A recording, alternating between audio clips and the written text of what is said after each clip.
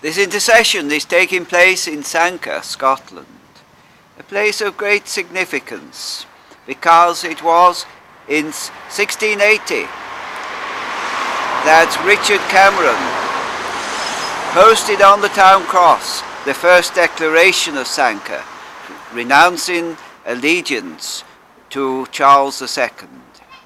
The year 1685 saw the second declaration by James Renwick.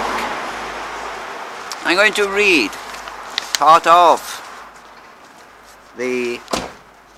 one of the declarations.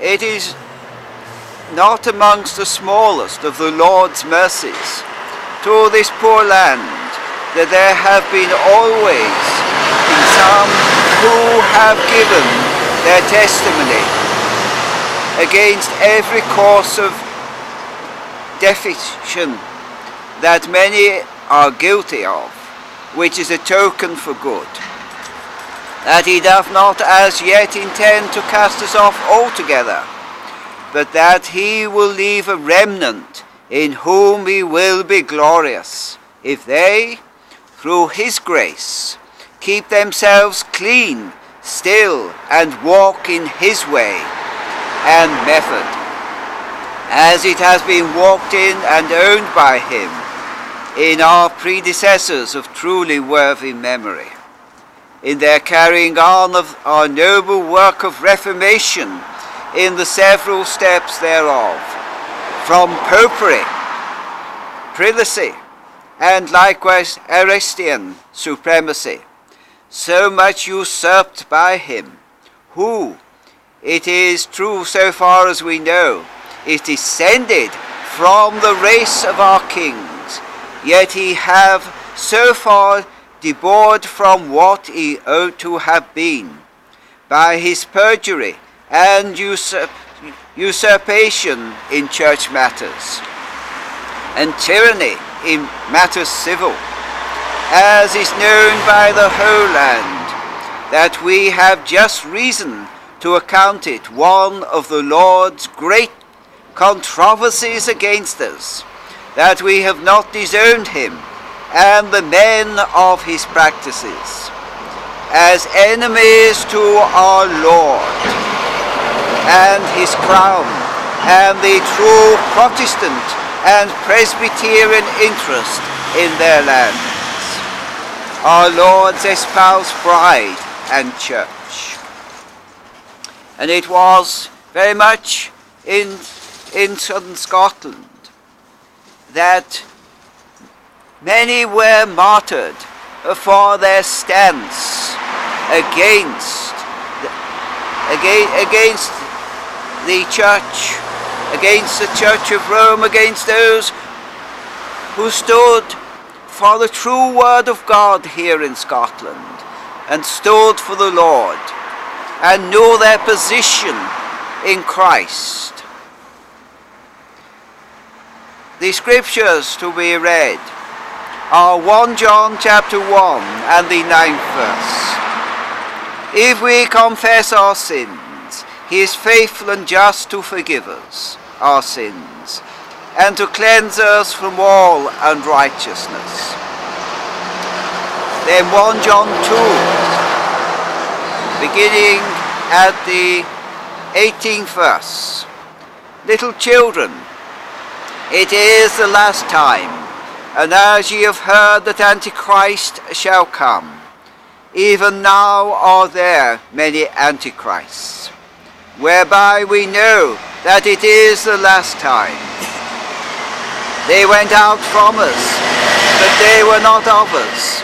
For if they had been of us, they would no doubt have continued with us. But they went out, that they might be made manifest, that they were not of us. But ye have an unction from the Holy One, and ye know all things. Then in Revelation chapter 12, and the 11th verse. And they overcame him by the blood of the Lamb, and by the word of their testimony. And they loved not their lives unto the death. Father, in this place of great historical significance, I come and thank Thee for the stance of the Covenanters of old, that they were not afraid of the authorities of their day, even standing up against King Charles II and his Romeward ways, standing against the papacy, and standing true instead to Thy word. And it is as these who laid their lives down, and these who did these declarations of Sanquhar, making so clear that their stance was to Thyself and to the one who gave his life for them, Thy Son, the Lord Jesus Christ. Thank Thee for them. And may, as the Scriptures make so clear, that we are in the last days, and before us there are those who still look to stand against the true word of God, and look to have brought in Romeward ways, rather than the Protestant Reformed religion.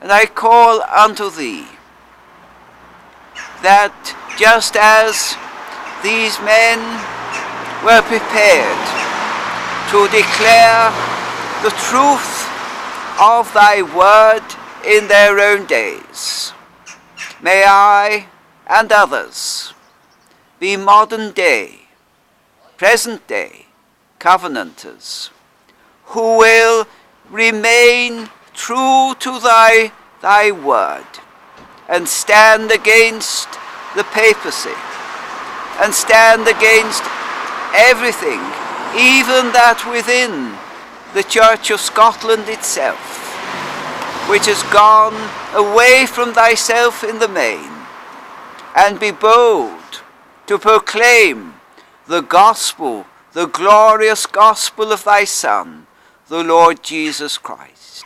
For I am not ashamed of the gospel, for it is the power of God unto salvation.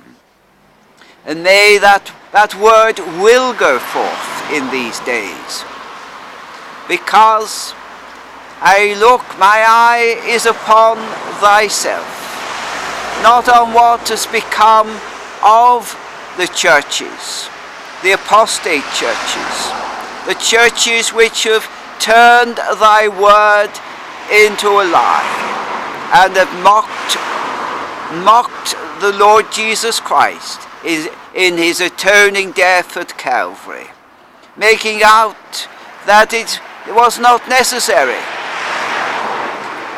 Instead,